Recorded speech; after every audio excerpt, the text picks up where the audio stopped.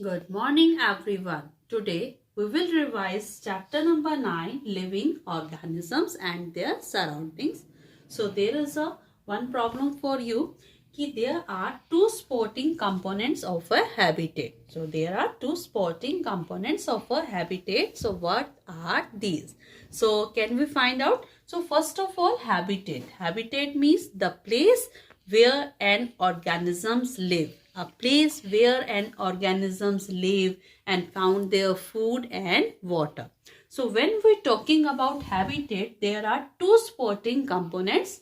First is your biotic components and next is your non-biotic components.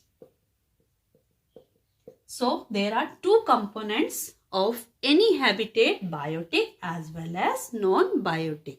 Biotic components means the living part of that components, or you can say the living organisms found in that component. For example, if we will talking about a habitat forest, then the birds are there, animals are there, insects are there, herbivores are there, carnivores are there. So these are the biotic component of a habitat forest. And if we will talking about the non-biotic components of a habitat forest, then the soil, you can say water, sunlight, these are the abiotic components of a habitat. And in a habitat, biotic as well as non-biotic components are equally important. They are equally important and both the components are interdependent on each other. So biotic as well as abiotic, these are must for continuation of our life. We can say is non-biotic as well as a biotic. Now the next problem is for you. In desert, there are desert snakes and they mostly deep burrows. They live in the deep burrows inside the sand. So what are the reason for that? Means why do the desert snakes burrow deep inside the sand during the daytime? So can you tell me? First of all, we will discuss about the climate of the desert, the weather of the desert. Desert is very hot during the daytime and very cold during the night time. So that is the, you can say there is an adverse climate is there, and due to that during the daytime, to keep away from the intense heat of the day, to keep away from the hot sand, the desert snakes they burrow inside the sand in the desert. So to keep away from the heat of the sand during the daytime, desert snakes live in the burrows, and during the night time they come out to take out in the search of their food.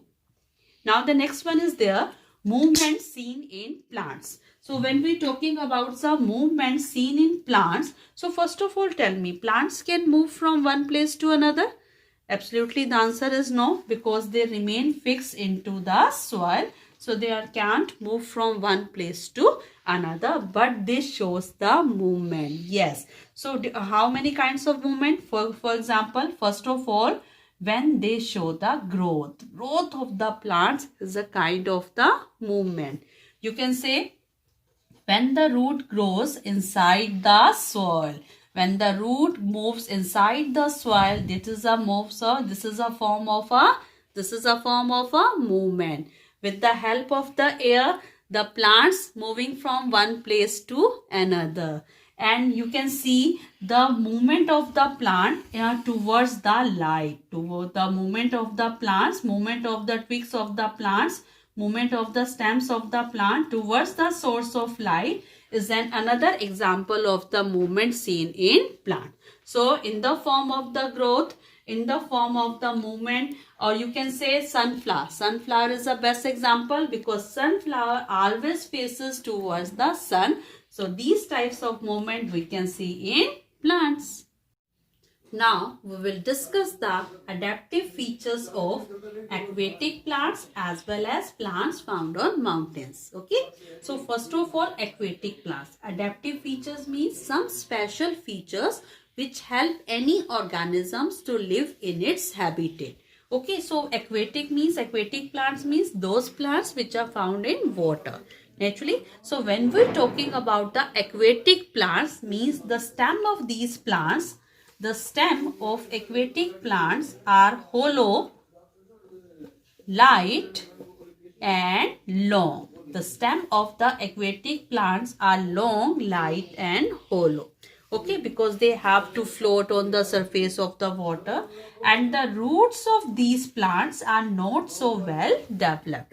Roots of the aquatic plants are not so well developed because the mainly function of the root is only to hold the plant into the soil. So roots of the plants not so well developed because they only have to their main function is to hold the plant into the soil. Okay, and the stem of these plants, they have a waxy layer also to protect them from the cold. Now if we were talking about the leaves,